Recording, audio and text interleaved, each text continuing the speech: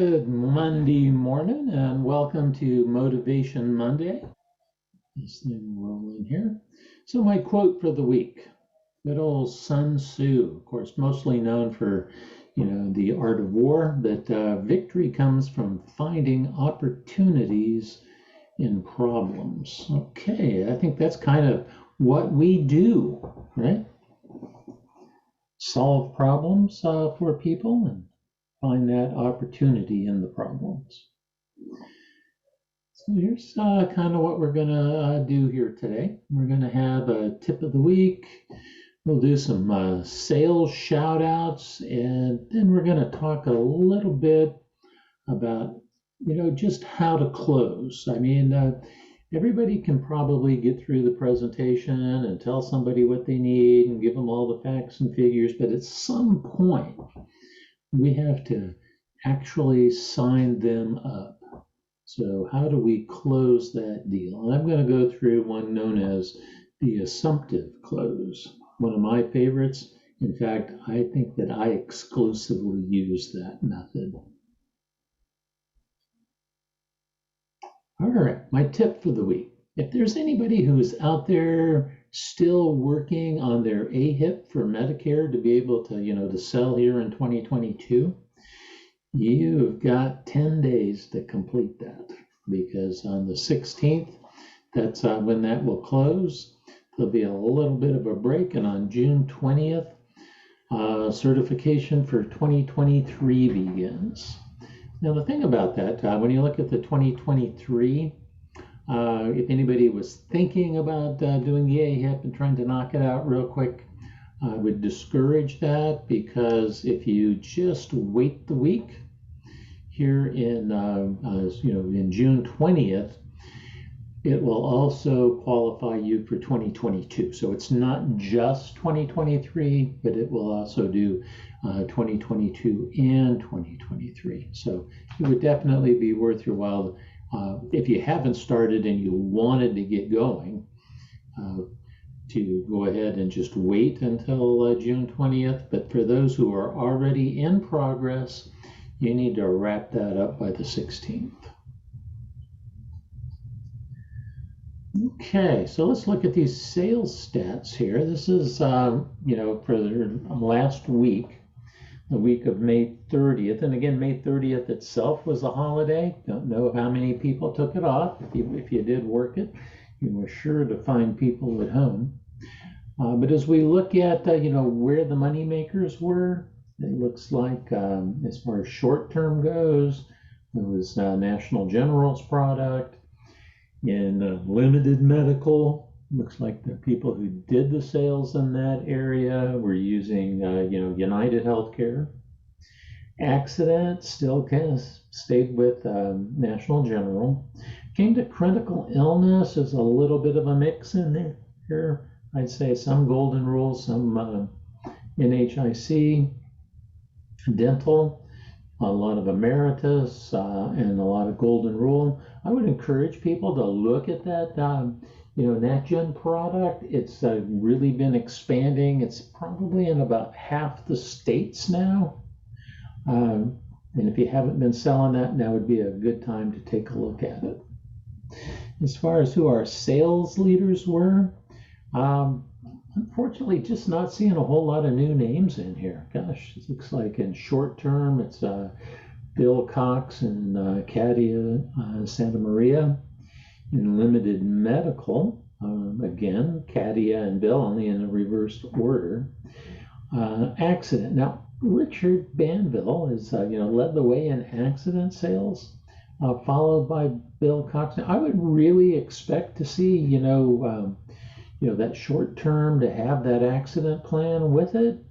I mean, that's the way I would have sold it. But I guess, whatever works for you. And then when it comes to Medicare, as far as selling supplement plans, it was Lisa Dix, gosh, I hope I don't butcher this, Paiku. And then for Medicare Advantage was Dan Hanich. Okay, both of them doing a great job in Medicare. All right, so let's take a look at that close. Okay, that's what we're going to look at. I always consider this to be, my go-to as far as how I would, do my sales. And what it really gets down to is just assuming that the customer wants to buy the product that you've presented to them. Okay? And you just continue to move on towards that process of completing the application and getting them signed up. Right? I mean, that's why they call it the assumptive close. We're just going to assume that they want to buy what you're selling. Okay, so closing a sale, can suffer from like either too passive of approach. In other words, not asking them to buy is what that would be looked at, or I would say not doing enough of the trial close stuff. Asking those questions. As you go along. How does that sound? You think something like that would work for you? Those kinds of questions. And then the other problem is being too aggressive, right? Where you literally scare the customer away. And that's why I like this approach, because it always tends to keep things calm, keep things, moving forward. And so what I would say is you don't want to ask that question, would you like to buy? Right? I mean, we're all told that we need to actually ask them to buy the product. I'm going to shift that conversation a little bit, kind of take that outcome out of the customer's hands, because it's all too easy for them to say no. And with this method, kind of with this method, what we're going to do is we're just going to keep leading them down the path, towards completing the application. And I try to stay away from those, urgency stuff, unless it's truly, where they've expressed that it needs to start tomorrow, and you're trying to, get them signed up, and they're hemming and hawing. I would just use this method to do that, right? So as you've been going along, you've been using your trial close statements, how does that sound? And you've been getting the right answers to that. So you've really reached that point where it's time to close the sale. But what we're going to do here is take it out of the customer's hands and try to, maintain control of what we're doing. Okay. So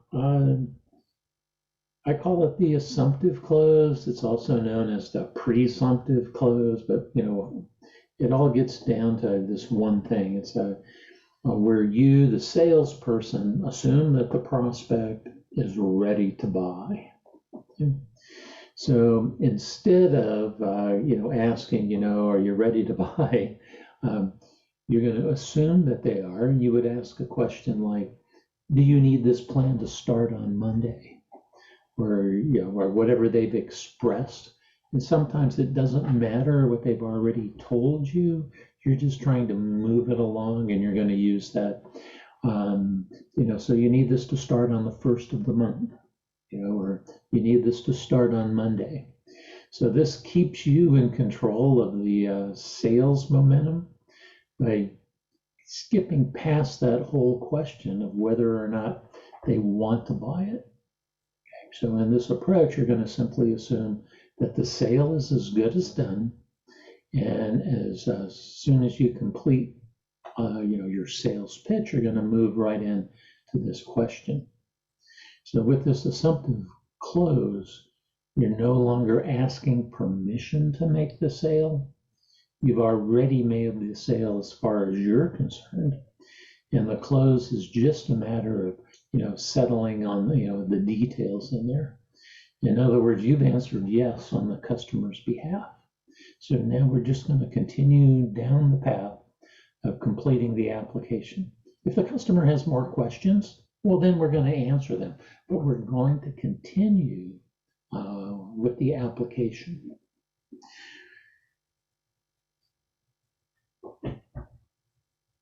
So one of the nice features of the assumptive close is the effect it has on not just you or your buyer, but it's like just your own state of mind. For whatever reason, positive expectations just seem to boost people's ability to sell. And if it's your own enthusiasm, confidence, and pride in what you're selling transfers to the prospect, it just helps turn them into buyers. So if you've habitually wrestled with the self-confidence, okay, employing the assumptive sale close on a regular basis, like I said, this is my go-to when I'm dealing with that. Will help you enter, each meeting or phone call with a fresh rush of, good positive energy in there. So this is, like I said, this is my go-to. And then, like any other sales technique, there are right ways and not so right ways to make this close. One of the key to success in this technique involves making a seamless transition between your benefit statements and then your close. And that secondary question is what really gives you that guarantee on the sale. Pausing gives the customer the extra time to evaluate and possibly dismiss the benefits of the plan. So what we're going to do, we're going to move gracefully into this sale, and we're not going to have a break. We're not going to ask that question of, do you want to buy? We're simply assuming that I've done my job. Now it's time for you, the customer, to do your job and actually buy this plan. And so there's some techniques that you can use in there. I talked about, do you want to start this on the first of the month? Or you can maybe make that, like a two-part question, and you even move before they've answered the first one. It's like, should I start this on Monday, or do you need it to begin on the first of the month? So the customer may hesitate to answer the first question, but then follow the prompt on the second question. Okay? So there's a couple of little tricks and tips that you can use in there to make this sales technique work for you. And of course, it's just like any other technique out there. You've got to make this your own.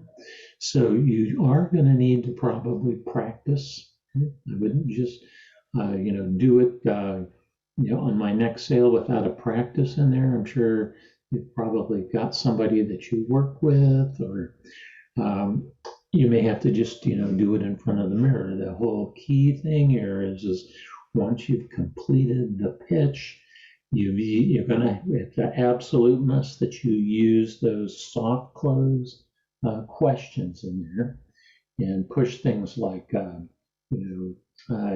would that work for you? Those kinds of soft techniques in there. And then when it comes time to actually, where you would normally have said, what do you want to buy? You're simply going to just go into the application and start, I would make a statement, a transition statement of one of those things like, do you need this to start on Monday, or is it going to be the first of the month, or something like that? And then pull up the application and just say, okay, let's dive into the application here, and just they'll stop you if they're not ready or if they don't want to buy it, but put it on them, okay? But practice, make that a smooth transition from sales pitch to close, but just don't stop. Make it continuous until they have told you either, here's my routing number and bank account number for, so that you can draft my account or my credit card, and just take it from there. And again, anybody have any questions or would like to do something different, you can always chat me or email me at training@ahcpsales.com. With that, good luck, good sales, and we will see you next Monday.